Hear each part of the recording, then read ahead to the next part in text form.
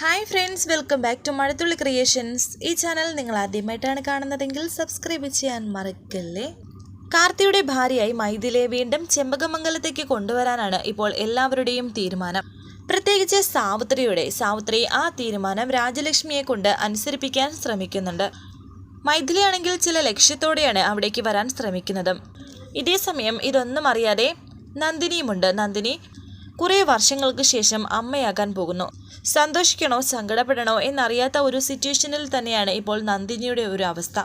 ഇതേസമയം മറ്റൊരു സ്ഥലത്ത് കാർത്തിയുടെ ജീവനു വേണ്ടി പ്രാർത്ഥിക്കുകയാണ് മീനാക്ഷിയും കൂടെ കുഞ്ഞുമുണ്ട്. തുടർന്ന് സാവിത്രി പറയുന്ന കാര്യങ്ങളൊക്കെ ഇപ്പോൾ രാജലക്ഷ്മി അംഗീകരിക്കുന്നുണ്ട്. മൈഥിലി ആ വീട്ടിലേക്ക് കൊണ്ടുവരാൻ മാലതിയും ശ്രമിക്കുന്നുണ്ട്. ജഗദീഷിന് വലിയൊരു ആപത്ത് വന്നിരിക്കുകയാണ്. അതിൽ നിന്ന് രക്ഷപ്പെടണമെങ്കിലും മൈഥിലി വീട്ടിലേക്ക് വരണം എന്നാണ് അവർ വിചാരിക്കുന്നത്. എന്തായാലും ഞാനൊന്ന് ആലോചിക്കട്ടെ. എന്തായാലും സാവിത്രി വിചാരിച്ചതുപോലെ തന്നെയാണ് കാര്യങ്ങൾ നടന്നുകൊണ്ടിരിക്കുന്നത്. ഇതേസമയം ആ ക്ഷേത്രത്തിൽ നിന്ന് കരഞ്ഞ് പ്രാർത്ഥിക്കുകയാണ് മീനാക്ഷി. എൻ്റെ കാർത്തിയേട്ടൻ ലോകം വിട്ടു പോകുന്നതിന് ഒരു നിമിഷം തന്നെ മീനാക്ഷി പോയിരിക്കും. ഇനി ഇവിടെ വരാനും സങ്കടങ്ങൾ പറയാനും മീനാക്ഷി ഉണ്ടാകില്ല എന്ന് പറഞ്ഞ് അവിടെ കിടത്തിയ കുഞ്ഞിനെയും എടുക്കുകയാണ് മീനാക്ഷി. കരഞ്ഞുകൊണ്ട് തന്നെ മീനാക്ഷി ആ നടയിൽ നിന്ന് പോകുന്നു. അവിടേക്ക് ഇപ്പോൾ ആ കുട്ടി വരുന്നുണ്ട്. ആ കുട്ടി ഇപ്പോൾ മീനാക്ഷിയോട് പറയുന്നുണ്ട്, ദേവിയോട് എന്തോ വലിയ ദേഷ്യത്തിലാണെന്ന് തോന്നല്ലോ. എനിക്ക് മനസ്സിലായി ചേച്ചി എന്തോ വലിയ പ്രശ്നത്തിലാണെന്ന്. എനിക്ക് മനസ്സിലായതുപോലെ ദേവിക്കും മനസ്സിലായിട്ടുണ്ട്. പരിഹാരം ഉടനെ ഉണ്ടാകും. അത് തന്നെയാണ് മോളെ എൻ്റെയും വിശ്വാസം. അതിന് പരിഹാരമായില്ലെങ്കിൽ എന്ത് ചെയ്യണമെന്ന് എനിക്കറിയാമെന്ന് മീനാക്ഷി. സ്വയം ഇല്ലാതാക്കും അല്ലേ? എനിക്ക് എങ്ങനെ മനസ്സിലായി എന്നാണോ ഇപ്പോൾ ദേവിയോട് പറഞ്ഞത്? ഞാനും കേട്ടു. ഇപ്പോഴുള്ള തോന്നൽ മനസ്സിൽ നിന്ന് കളയേ. ചേച്ചിയുടെ കണ്ണു നിറഞ്ഞുള്ള പ്രാർത്ഥന ദേവി കേട്ടു എന്ന് കൂട്ടിക്കോളൂ. ഇപ്പോഴുള്ള പ്രശ്നം എന്തായാലും അതിനു വേണ്ടി കരയുകയല്ല അതിനുള്ള പരിഹാരം.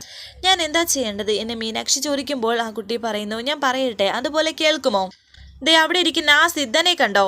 അദ്ദേഹത്തോട് സംസാരിച്ചു കഴിയുമ്പോൾ ഈ അവസ്ഥയൊക്കെ മാറും, ആശ്വാസവും കിട്ടും. അദ്ദേഹം പറയുന്ന വാക്ക് എനിക്ക് ആശ്വാസം കിട്ടില്ല കുട്ടി.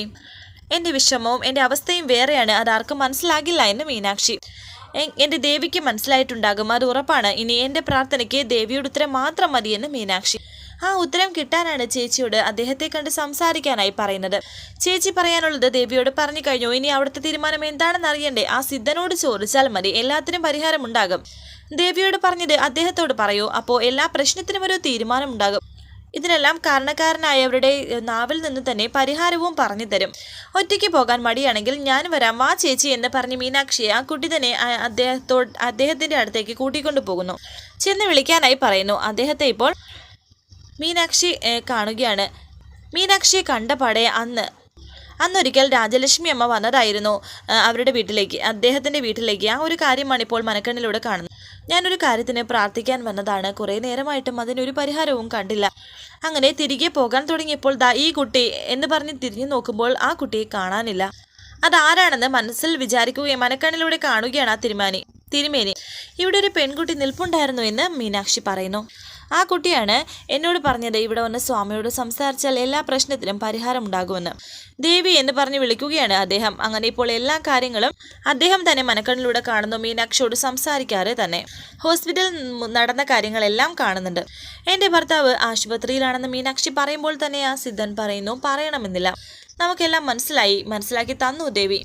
അറിഞ്ഞോ അറിയാതെയോ തെറ്റുകൾ സംഭവിച്ചാൽ പിന്നീട് അതിൽ പശ്ചാത്താപം തോന്നിയാൽ അത് തിരുത്തണം.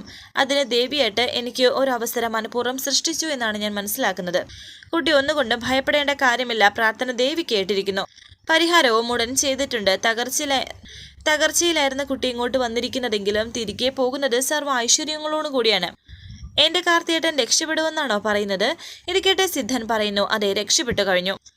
സ്വന്തം ഭർത്താവിന്റെ ജീവന് വേണ്ടി ഉള്ളു തുറന്ന് പ്രാർത്ഥിക്കുമ്പോൾ ദേവിക്ക് അധിക നേരം കണ്ടു നിൽക്കാൻ കഴിയില്ല. ഒറ്റക്കാലിൽ ചിലമ്പണിഞ്ഞ ദേവി രൂപം എന്നൊക്കെ ഇങ്ങനെ പറയുന്നുണ്ട്. തന്റെ ഭർത്താവിനെ അങ്ങേയറ്റം സ്നേഹിച്ച കണ്ണകി ദേവി.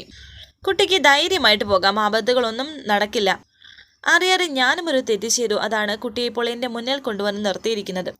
എല്ലാം താമസിയാതെ മനസ്സിലാകും, സമാധാനത്തോടെ പോയിട്ട് വരൂ എന്നും തിരുമേനി പറയുന്നു. ആ സിദ്ധൻ പറയുന്നു. അങ്ങനെ ഇപ്പോൾ മീനാക്ഷി അവിടെ നിന്ന് പോകുന്നുണ്ടെങ്കിലും നേരത്തെ കണ്ട ആ കുട്ടി അവിടേക്ക് നോക്കുന്നുണ്ട്, പക്ഷേ കാണുന്നില്ല. പിന്നീട് കാണിക്കുന്നത് മീനാക്ഷി ഹോസ്പിറ്റലിലേക്ക് വരുന്നുണ്ട്. മൈഥിലി ഫോണിൽ സംസാരിച്ചുകൊണ്ട് നിൽക്കുകയായിരുന്നു. മീനാക്ഷി കണ്ടപാടെ മൈഥിലി പെട്ടെന്നങ്ങ് മാറി. മീനാക്ഷി എന്താ ചെയ്യുന്നത് എന്ന് മൈഥിലി ഇങ്ങനെ നോക്കുന്നുണ്ട്. കാർത്തിയുടെ അരികിലേക്കാണ് മീനാക്ഷിയുടെ വരവ്. ഡോക്ടർ എങ്ങനെയുണ്ട് കാർത്തികേട്ടനെ എന്ന് ചോദിക്കുമ്പോൾ കുഴപ്പമില്ല, നല്ല ഇമ്പ്രൂവ്മെന്റ് ഉണ്ട്. കാർത്തിക് സംസാരിച്ചു. ഇത് കേട്ട് മീനാക്ഷി സന്തോഷത്തോടെ നിൽക്കുന്നു. ദൈവമേ, എൻ്റെ പ്രാർത്ഥന ദൈവം കേട്ടു എന്നെ മീനാക്ഷി ഉണർത്താൻ തുടങ്ങിയപ്പോൾ ഡോക്ടർ പറയുന്നു, ഇപ്പോൾ ഉണർത്തണ്ട, കാർത്തിക് നല്ല മയക്കത്തിലാണ്. പിന്നീട് കാണിക്കുന്നത് ചെമ്പകമംഗലത്തേക്ക് ഒരു കാറ് വരുന്നുണ്ട്. കാറിൽ നിന്നും ആ തിരുമേനി, ആ സിദ്ധനാണ് ഇറങ്ങുന്നത്. മാലതിക്ക് ആ സിദ്ധനെ കണ്ടപ്പോൾ തന്നെ ആളെ മനസ്സിലായിരിക്കുന്നു. രാജലക്ഷ്മി അവിടേക്ക് വരുന്നു. ആരതി എടുത്തുകൊണ്ട് വരാൻ മാലതിയോട് പറയുകയാണ്. രാജലക്ഷ്മി അങ്ങനെ മാലതി ആരതി എടുത്തുകൊണ്ട് വരുന്നു. മാലതി തന്നെ അദ്ദേഹത്തെ ആരതി ഒഴിയുകയും ചെയ്യുന്നു. അദ്ദേഹം അകത്തേക്ക് കയറിയിരിക്കുന്നു. ഞാൻ ഇപ്പോൾ വന്നത് രാജലക്ഷ്മി അമ്മയോട് ഒരു കാര്യം സംസാരിക്കാനാണ്. കാര്യം എന്താണെന്ന് വെച്ചാൽ, എനിക്ക് ഒരു പറ്റിയ അബദ്ധം. സിദ്ധർക്ക് എന്ത് അബദ്ധം പറ്റാനാണെന്ന് രാജലക്ഷ്മി ചോദിക്കുന്നു. സാവിത്രിയും ഇത് അപ്രദോഷത്തു നിന്ന് കേൾക്കുന്നു. അന്ന് രാജലക്ഷ്മി അമ്മ എന്നെ കാണാൻ വന്നപ്പോൾ ഈ കുടുംബത്തെ പറ്റിയും ഇവിടത്തെ ദുരന്തങ്ങളെ പറ്റിയും പറഞ്ഞിരുന്നു. അതിനുള്ള പരിഹാരം സിദ്ധൻ പറഞ്ഞു തന്നല്ലോ, മീനാക്ഷിയുടെ കാര്യം എന്ന് രാജലക്ഷ്മി. അതാണ് ഞാൻ പറഞ്ഞ അബദ്ധം. ഞാൻ മനക്കണ്ണിൽ കണ്ടതും നിങ്ങളോട് പറഞ്ഞതിലും പിഴവ് പറ്റി എന്ന് ഇപ്പോൾ ഞാൻ മനസ്സിലാക്കുന്നു. ദേവി അത് മനസ്സിലാക്കി തന്നു എന്ന് വേണം പറയാൻ. തെറ്റുപറ്റിയാൽ അത് തിരുത്തണമല്ലോ. ആ തെറ്റ് തിരുത്താനാണ് ഞാൻ വന്നത്. ഞാൻ പറഞ്ഞ കാര്യങ്ങൾ മനസ്സിൽ വെച്ച് രാജലക്ഷ്മി അമ്മ തെറ്റായ തീരുമാനങ്ങൾ എടുക്കരുത്. ഈ കുടുംബത്തെ പറ്റിയും ഇവിടുത്തെ ആളുകളെ പറ്റിയുമുള്ള എൻ്റെ ധാരണ തെറ്റിപ്പോയി എന്ന് പറയുന്നതായിരിക്കും ശരി. ഈ കുടുംബം തകർച്ചയിലേക്ക് പോകുന്നത് മീനാക്ഷി എന്ന പെൺകുട്ടി കാരണമല്ല, അതിന് കാരണം മറ്റൊരാളാണ്. ഇത് കേട്ട് ഞെട്ടി നിൽക്കുകയാണ് രാജലക്ഷ്മിയും സാവിത്രിയും മാലതിയും. അതിനെപ്പറ്റി ഞാൻ വിശദീകരിച്ചാൽ ഇവിടെയുള്ള സമാധാനം എന്നേക്കുമായി പോകും. അതുകൊണ്ട് തൽക്കാലം ഞാനത് ഈ കാര്യം ഇവിടെ പറയുന്നില്ല. ഒന്ന് മാത്രം പറയും, മീനാക്ഷി മുഖേന നല്ലത് മാത്രമേ ഈ കുടുംബത്തിൽ സംഭവിക്കൂ. ആ പെൺകുട്ടിയുടെ രാജലക്ഷ്മിക്ക് ഏതെങ്കിലും വിധേനെ ഇഷ്ടമില്ലായ്മയുണ്ടെങ്കിൽ, അത് ഞാൻ കാരണമാണെങ്കിൽ ആ തെറ്റിദ്ധാരണ മനസ്സിൽ നിന്ന് മാറ്റണം. എന്നിട്ട് യഥാർത്ഥ ശത്രുവിനെ തിരിച്ചറിയണം. ആരാണ് സിദ്ധരെ ഞങ്ങളുടെ ആ ശത്രു? സിദ്ധൻ അറിയാലോ ആ ശത്രു ആരാണെന്ന്. പറഞ്ഞുകൂടി ആരാണെന്ന് എന്ന് രാജലക്ഷ്മി പറയുമ്പോൾ സിദ്ധൻ പറയുന്നു, ചിലതെല്ലാം അനുഭവിച്ചല്ലേ പറ്റൂ. ഈശ്വരൻ്റെ വഴിയും തീരുമാനവും മുൻകൂട്ടി അറിഞ്ഞാൽ അതിനെ ചെറുത്താൻ നോക്കിയാൽ അതിനേക്കാൾ വലിയ പ്രശ്നങ്ങളായിരിക്കും വരുന്നത്. ഒന്ന് മാത്രം ഞാൻ പറയാം, ഇനിയും ഈ കുടുംബത്തിൽ ആപത്തുണ്ടാകും. വീണ്ടും ഞെട്ടലോടെ ഇരിക്കുകയാണ് രാജലക്ഷ്മി. വരാനിരിക്കുന്ന പുതുപുത്തൻ എപ്പിസോഡുമായി വീണ്ടും കാണാം. Thank you for watching. Please subscribe, like, share my channel.